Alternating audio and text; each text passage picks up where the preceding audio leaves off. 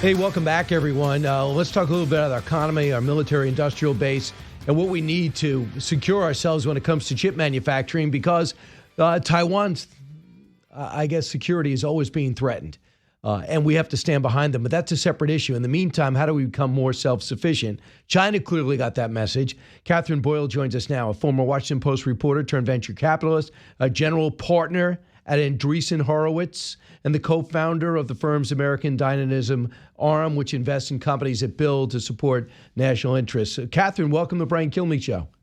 Brian, it's so nice to be here. Thanks for having me. So Katherine, in particular, tell everyone what your focus is now, because I think one of the main things our country needs is to expand the military-industrial base. We've learned since Eisenhower to fear it.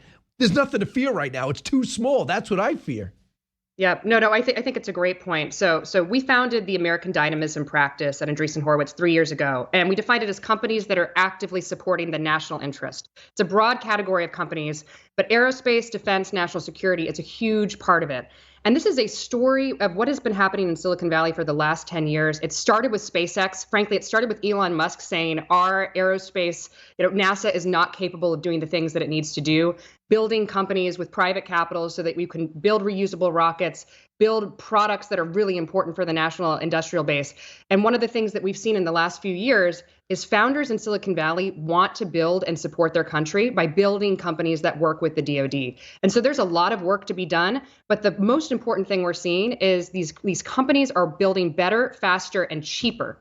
And the cheaper component of this is what I think we're going to see in the next few years of the next administration. So, there was a worry around the Bush era, the second term, when Google and other firms said, Apple, I don't want to be associated with American military. I want to be what they thought was politically correct or separate. They didn't care about investing in China. You think there's been a change of thought in that way? Absolutely. So it actually goes back to 2017, which was the sort of peak point where Google, one of the most successful American companies, a lot of their engineers, or a small portion actually, it was probably 1,000 or so, signed a letter saying, we do not want to work with the Department of Defense. We do not want to work on important things that can protect the warfighter. And that led to, I would say, an outcry among a small portion of people in Silicon Valley. It actually led to the founding of a company called Anduril, which I would argue is the next SpaceX, but for the Department of Defense. And Palmer Luckey, who was the founder of Oculus, he had been fired from Facebook. He said, I want to build a company that creates products better, faster, and cheaper for the warfighter. And I'm going to aggregate the talent that cares about defense in Silicon Valley and build a new company in the likes of SpaceX. And what has happened in the last 7 years, and particularly since COVID, the war in Ukraine, young engineers who frankly don't even remember September 11th, some of them weren't even born or they were young, they realize the importance of defense technology now. They realize that it's not a theoretical thing that we could be in a war with China. They realize we have to build better defense systems for the U.S. military, and they are building them. I always say we sort of did a 180 in Silicon Valley where, in 2017, people said, I'm terrified to invest in defense. And it was very controversial. It is now the most, I would say the most hyped, the hottest sector in Silicon Valley to invest in. And young founders are saying, I want to support my country. And I think it's a wonderful thing. It's going to have incredible benefits across the U.S. and it's particularly going to help the warfighter. And so, Katherine, is your company picking and choosing where to invest?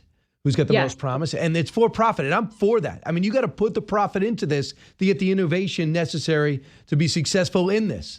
Yes. So, one of the things about American Dynamism is America has something that no other country in the world has. And we have a system of risk capital where people are willing to put capital into young, brilliant minds. Many of these kids are just coming out of college, or they went to the best engineering schools, or they went to the University of Elon Musk, worked at SpaceX for a couple years, and they say, now I want to build a hypersonics company. Now I want to build a drone company. And they get together with their friends and they build a company. And my role as a venture capitalist is to give them capital, to have them move as fast as possible, to iterate and do the research and development that frankly isn't being done at the large prime contractors anymore. When you look at the large public companies, Raytheon, Lockheed Martin, Boeing, they are not doing the research and development that incorporates artificial intelligence, that incorporates the bleeding edge of what we need to do to defeat China.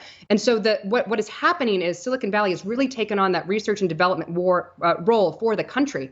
And we are helping to build these products, to finance these products. Now, some companies are going to fail, and that's okay. Our system is developed to let companies fail, but a lot of these new companies are going to succeed, and they are going to be the companies that really protect the warfighter in the coming years, in the coming theaters, and hopefully prevent war through deterrence. Wow. I mean, that's certainly encouraging. Now, from what you talked to Joe Lonsdale, too, for a while, he said that when I first brought up the fact that, Elon Musk is going to get in there and people want to help out, but do they really know how government works? And he says they're perfect because they know exactly how it works from the outside and the frustrations that private contractors feel in dealing with the government. And then people will come forward in the Pentagon and say, yeah, I'm as frustrated as you are. Certain people don't do certain things. So maybe the outsiders are perfectly built. So broadly, when you come up with these innovative techniques, the R&D necessary, do you find a open and coachable Pentagon on the other side that is open to this innovation? Yeah, I think what you said is very important. A lot of the people on the inside are just as frustrated as the American taxpayer is, as the people who are working with the Department of Defense. They often say, they can't say things on the outside, but we can be their megaphone. And so I think there's a lot of people inside the Department of Defense who've been pounding the drum saying, we need to change our defense industrial base. We need to invest in cutting edge technologies. We need to take advantage of this $40-50 billion subsidy from venture capital every year that goes to the Department of Defense through investment. So as Joe said, as you mentioned, these are companies and people that really understand how the government works. But to your point, I think it takes outsiders to really push meaningful change. And so, as you said, with Elon Musk and others who know how to sell to the Department of Defense, who know what it's like on the outside, they can bring a really thoughtful perspective because they haven't worked inside of Washington for 30 years. They understand what the problems are with an outsider's perspective. So Mark Andreessen, your partner, was on with Joe Rogan. He said this about AI and the current administration, which in my view can't leave quick enough. Cut 35. The AI thing was very alarming. We had meetings this spring that were the most alarming meetings I've ever been in, where they were taking us through their plans, and it was what kind of? Can you talk about it? Basically, just full government control, like this sort of thing. There will be a small number of large companies that will be completely regulated and controlled by the government. They told us. They just said, don't even start startups. Like, don't even bother. Like, there's just no way. There's no way that they can succeed. There's no way that we're going to permit that to happen. Wow. Yeah, they said this is already over. It's going to be 2 or 3 companies, and we're going to control them, and that's that. Like, this is already finished. Oh my God! Yeah. Now, when you leave a meeting like that, what do? You go endorse Donald Trump. So, and I guess that's not news to you. It's probably news to our audience. So that was the feeling. We're so worried about AI, or we want to control AI, or they tend to be more conservative than the social media companies. What are your thoughts about what Mark said?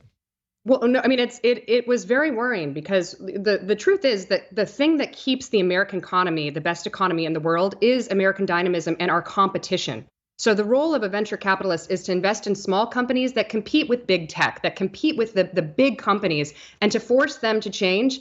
We like to see little tech, we call it, become big tech, and then we keep investing in little tech. And this is the cycle of innovation. The cycle of innovation that brings us the next great app on our iPhone, or that brings us a reusable rocket, is small companies competing with large companies. And so when the government says, actually, no, we're going to engage in regulatory capture, and we're going to stop all the innovation of the little tech and just let the big guys do what they want to do, that is really bad for the American consumer. It is really bad for the American taxpayer when it comes to defense and anything related to selling to government. And so it was very concerning for us. And I think Mark said it beautifully. It is the cycle of innovation that keeps this country going, and we have to continue investing in it. And by the way, we're talking to Katherine Boyle, who's at the cutting edge of all this innovation. So Katherine, do you think, and in talking to Mark, it was because people are so worried about what AI could do, start thinking on its own, and reduce the capacity for humans to play a role in our lives? Because I watched David Altman's interview 3 years ago on ABC, and he said, I'm a little scared of this.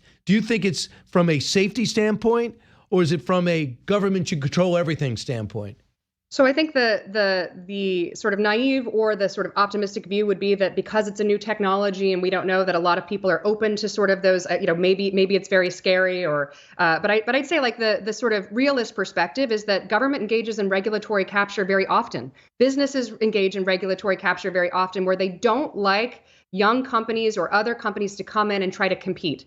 And we know that the best part about American capitalism is competition.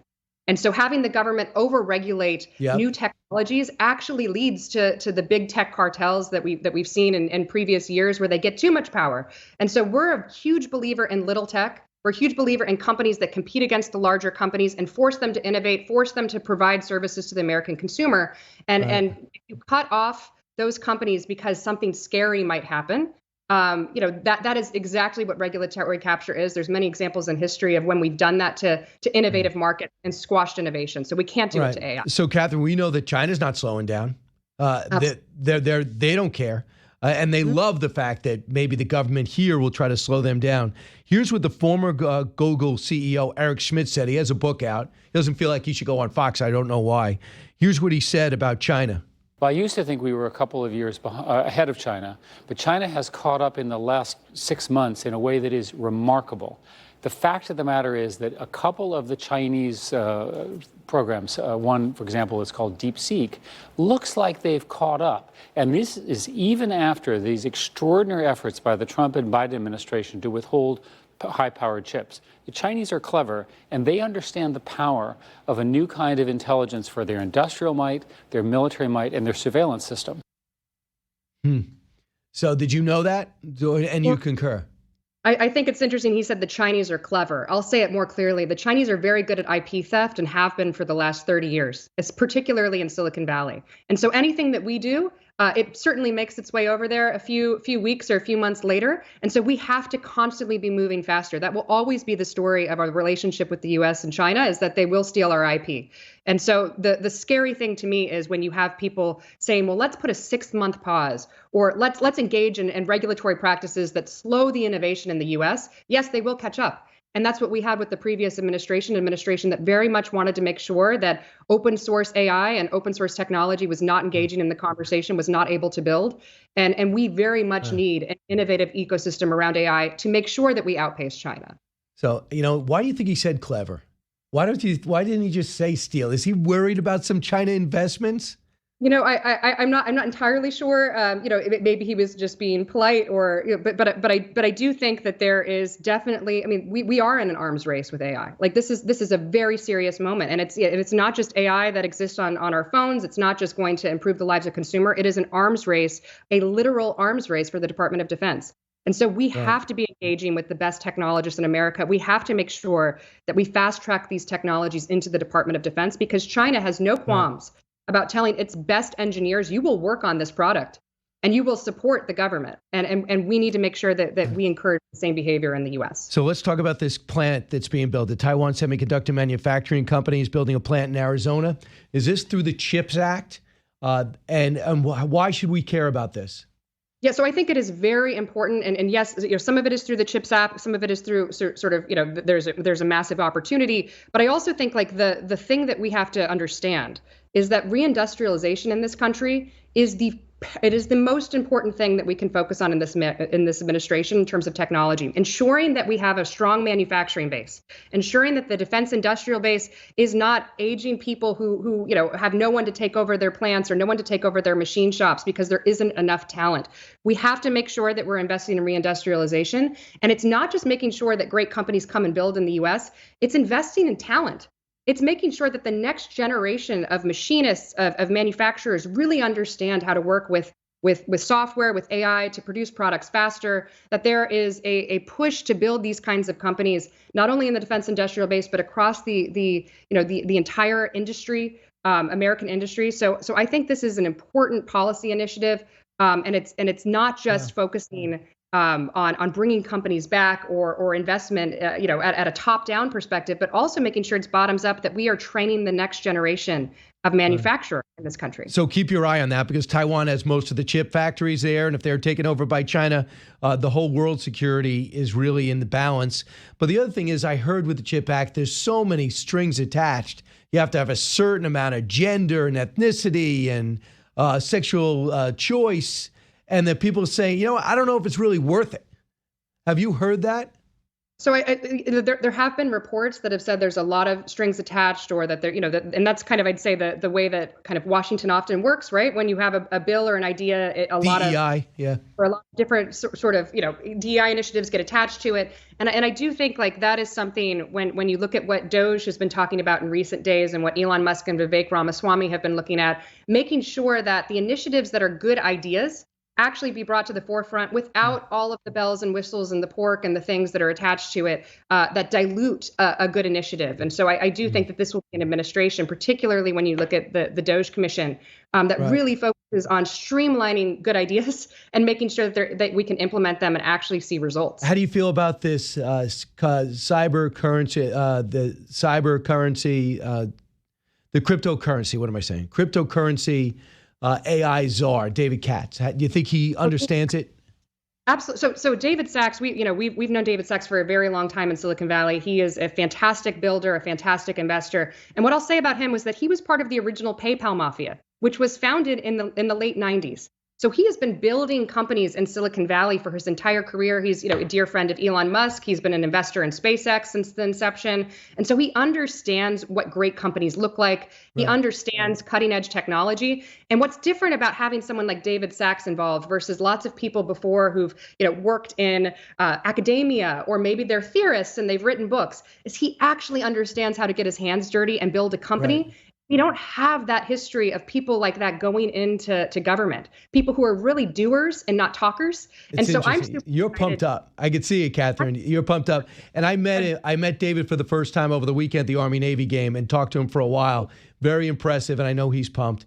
Katherine, I hope we could do this a lot. You're so impressive, and best of luck. I'm so glad you're doing this for the country and you're a part of this, because we need all hands on deck right now. The challenges are great. Katherine Boyle, thank you. Hi, everyone. I'm Brian Kilmeade. I want you to do me a favor. I want you to click to subscribe to the Fox News YouTube page. This is the only way that I know for sure that you're not going to miss any great commentary, any great news bites, any great interviews coming your way on Fox. You can get it all here on YouTube. So subscribe right now.